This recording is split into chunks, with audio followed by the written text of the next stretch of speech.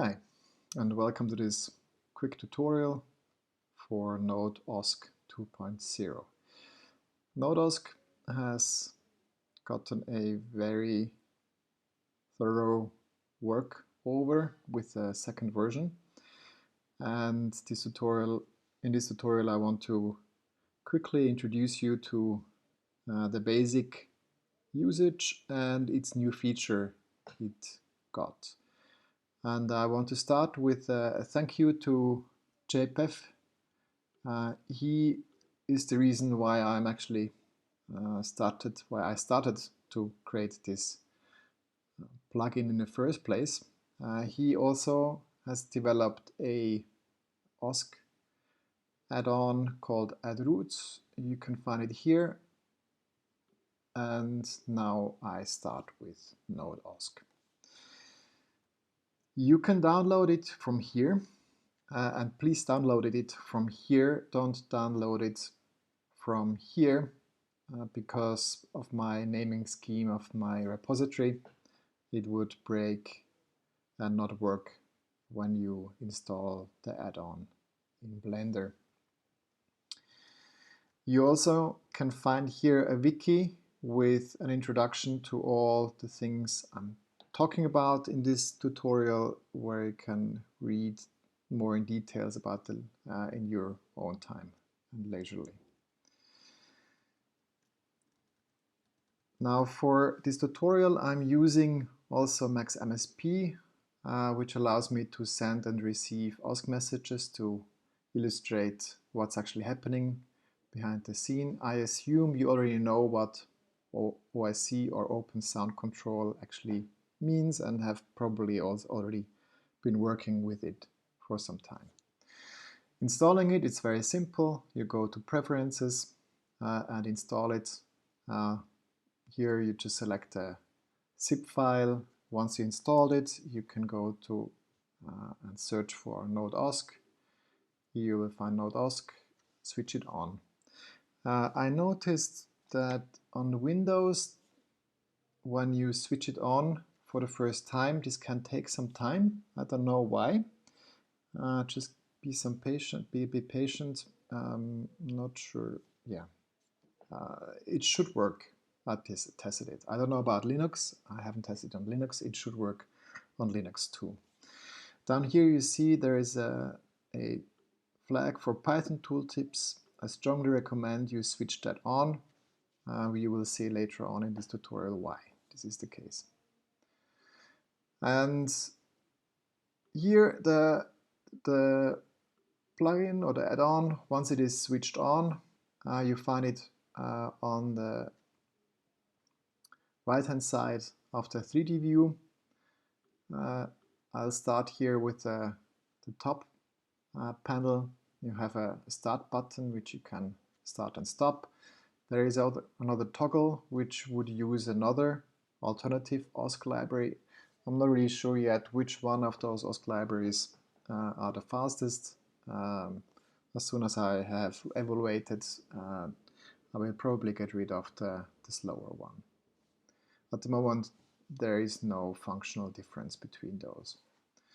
You see here, you can enter your input port and input IP address. If you expect to receive Open Sound Control messages from a other machine than the local one, you should enter here your network address. Otherwise, it's probably not going to work. And in out, you could set the address of another machine that is not your local one, as you please. But this should actually work with the setup I'm having here. You can see here the output port 2009 is being received by MaxMSP here, 2009, and I'm sending it to 2001, which is being received by Blender and NodeOSC. You can specify the input rate. That means how many times a second, or how much it waits until the received data is being parsed. and you can set the output rates. You can also filter repetitions, and you can set start at launch. Here it's important that the server is not running when you save the file. You always have tool tips, so whenever you hover over the different values, it should give you information on how to use it. When you start the whole server, you have a couple of more possible selections. You can, for example, have a monitor and error reporting information, and for a more advanced feature, you can have the format debug monitor too. For the time being, I leave it the way it is and go over to custom messages.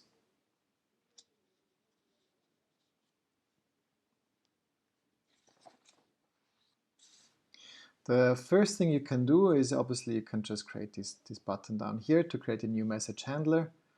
If you do so, it creates a default message handler which allows us, for example, just to control the location of this cube in here. I can quickly go over here to the max patch. If I press start of the OSC server, I can now control the location of the cube with OSC messages. What you also can see here, I'm not able to change anything about the OSC handler. I have to switch off the server before I can again edit the whole handler. Now the handler itself has got a couple of buttons. You can enable and disable the OSC messages. You can say if it's an input, an output, or both sending, or if the handler is actually capable of sending input, outputs, or both. You can, when you have multiple handlers, you can change the sequence of them. You can create a copy of the handler by just pressing plus, and you can delete the handler again. You have here another symbol which opens the format, and another symbol here which opens the range. I will explain in details the functioning of those two features. There is another way to create OSC handlers. You can, for example, go to any of the values in here, or almost any of the values, go into the context menu and create a NodeOSC handler, and once you move the mouse over the panel, it will appear here. So you can see I can create OSC handlers for the location, but I also can create OSC handlers for the scale. I could do so, for example, if I create a modifier, I could go in here, and create an OSC handler for this one here. And now I just created an OSC handler for the width value of this bevel modifier. I will get back to this. So let's see what else we can do here and the values here. So you can see here we have the address. This is the OSC address. And if you press start, you can, when you switch on monitoring and error reporting, you have here this little symbol, which if you would, for example, send a different OSC message, you could put the last received OSC message here into the address, but you would have to stop and restart the server before this actually is being applied. Now we don't want to have that in this case because we want to stay it with the values of this box here. So we keep going like this. And the next thing is the data path. So this is data path to the location values. This is something you can see down here when you have switched on the flag I mentioned at the beginning when you enabled the add-on. You see here bpy.data.object and then the curly brackets with cube and .location. This is the the full data path. So you have to enter the full data path in here. You can also enter in here functions. We will have a look at that further down the tutorial. And the next thing is the arguments index. Now in this example here, you can see I'm sending the OSC message, the address, and then I'm sending 3 values. These are the arguments. And in here I could specify the arguments index. So for example, I could say this. So I would say use the index, the argument index 0, 1, and 2 in this sequence. If I press start, it would work as before. But if I, for example, just say 0, 0, 0 and start, I would use the x value for all 3 x's. Now this doesn't make sense in this case, but it might be useful depending on how the OSC messages are being generated.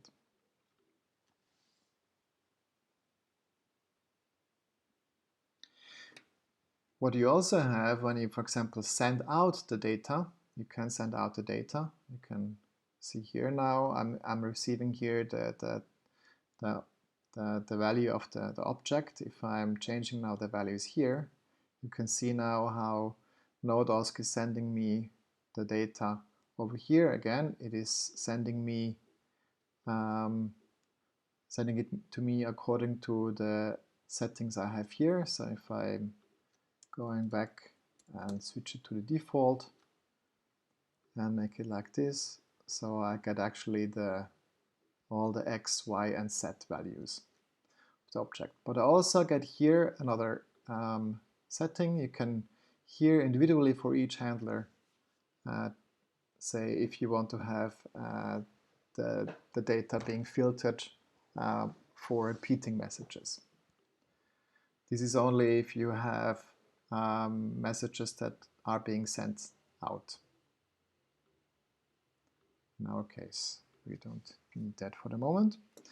Now we had another example before. We saw it here with the Babel example. I quickly create the new message handler for Babel. If I switch it on, you can see now I can change the Babel information. I can also do things like this for the caller. So even if they are nodes, so I can say create a node handler for the base caller. Again, if I start it, you can see now I can, with my caller, select to here, change the color of the node.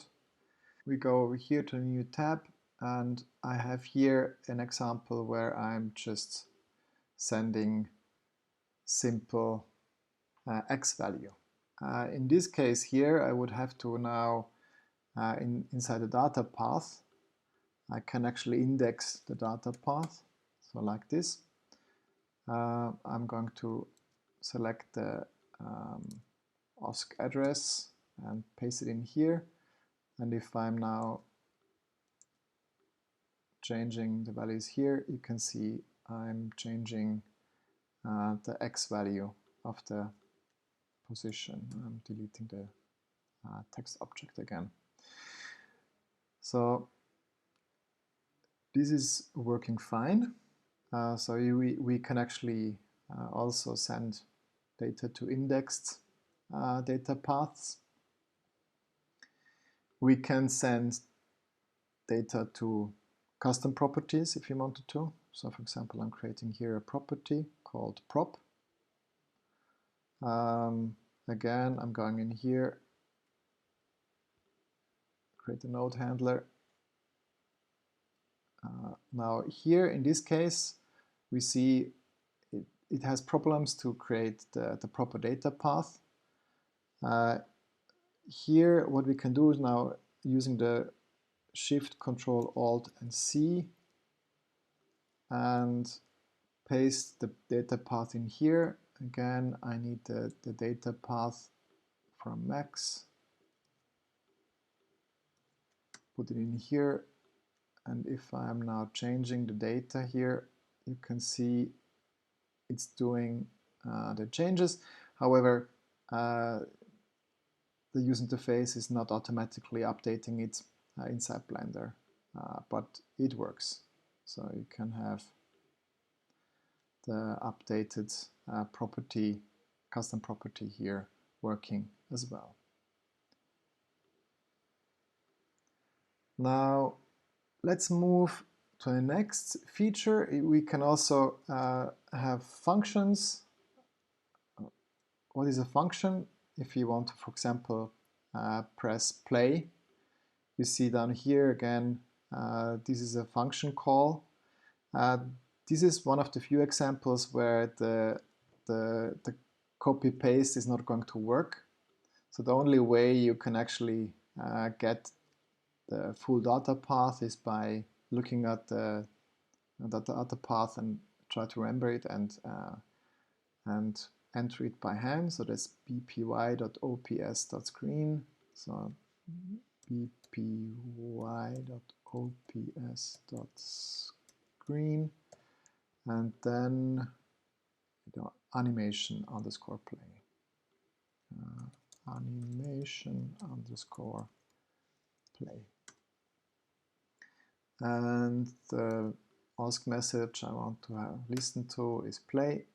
And if I press play, you can see now I can play and stop the animation. But I can go even crazier. And now I'm going to quickly give you an introduction into the format functionality. Now, underlying here there is Python, and the Python string object has a method called format. And if you go here to the help, you can see here a quick tutorial on about the format custom message. You can see more information about the string format method in here, and explains how it's actually working and what we can do in here. We can actually apply the format onto the data path string as well. And a nice example would be we want to control, for example, jump to endpoint. And you can see here, this is actually a function call where the function takes a value called end equals true or end equals false. So I quickly enter this now. I make a copy. And the function call is frame underscore jump. Frame underscore jump. And then I can say I want to put in here a value. And I can say in this case now the value is just arguments, the arguments that are being sent. And here I'm saying frame jump. And if I press start, I can send frame end true. So what I'm doing here is actually I'm sending an ask message / frame jump with the value, the argument end equal true or end equal false. And this information is being put into the function here, and then it's being evaluated. But we can go even crazier than this. What we can do is we can say, well, I could say end is equal the value here, and then instead of just taking the raw value from the ask message, the arguments, I can do something like this. Copy pasting it over here, make it a bit bigger. So I can, the format is a tuple, so it's being evaluated into a tuple, but because it's being evaluated, I can also use if conditions in here. So what I'm doing here is I'm using false if the value of the first argument, and if I'm just sending one argument, then I can say I could also just leave it away, but to be sure that I'm using the first argument, I'm using an index here. So if the first argument is equal 0, then the format value is false, otherwise it's true. And now if I'm pressing start, instead of sending end equal true or end equal false, I can actually just send 1 and plus. So to show you what the message here would look like, see here frame jump 0, frame jump 1, and frame jump 1. This is obviously far more elegant than sending these values here. And this is one of the powers we have now with format. So we can, on each OSC message, we can evaluate the data path and construct it the way we want to have it with the help of format. But we can go in even more crazy. And that's the next feature we have now with the range. Now this gets now into the domain of quite mind-bogglingly. How do I explain it the best way? Let's have a look at this example here again. In this example, I'm just creating a default cube control again with the location. I'm using now here a different OSC address, objects, variable, location, x, y, z. But in the difference of the example before, where I'm just sending the x, y, and z value, also send the cube information. So what I can do now is I can say, okay, I'm sending the cube value. So I can say I'm using here value 0, and the format, I'm using the first argument I'm sending here, which is cube, and enter it into the location. And as arguments, index, I'm using the index 1, 2, and 3 of the argument value, so these three here, as the value for being sent to the location. So if I'm pressing start now, this should work. So as you can see, I'm controlling the cube. The nice thing about this approach now, I could create a new object. For example, I'm creating a sphere, which is called icosphere. And I can change the icosphere, just put that in here, press play, and I'm controlling now the icosphere. So you can see here another example of how to use format, but here with a more complex OSC message. So that's the sphere. Let's stay with the cube.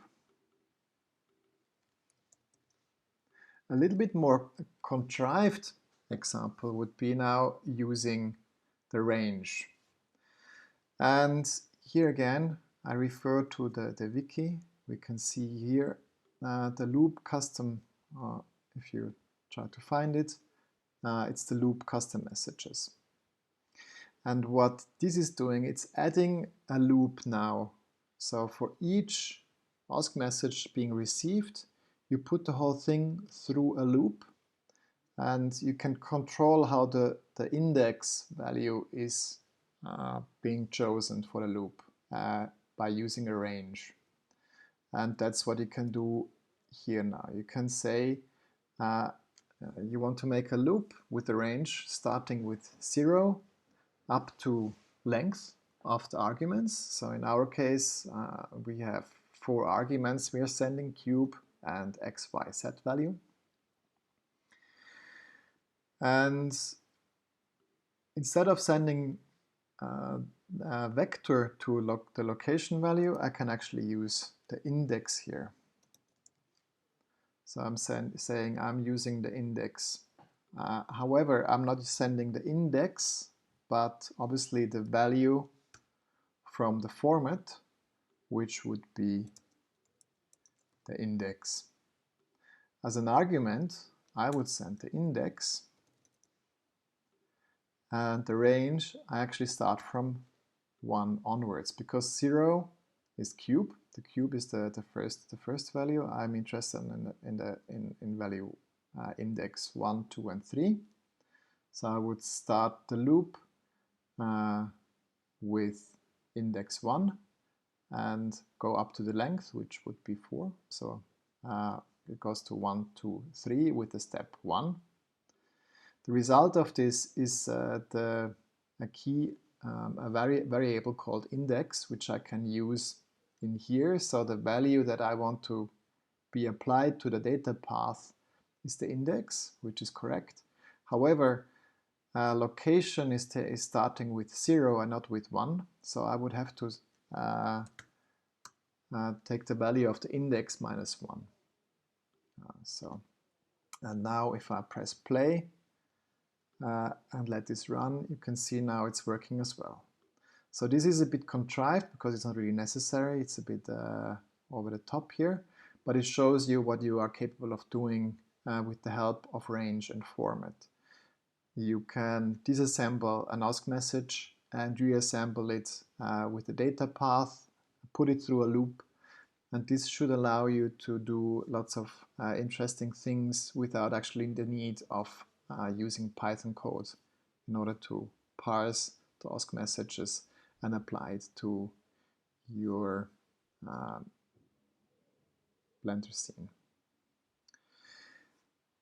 Now with this, I end this tutorial.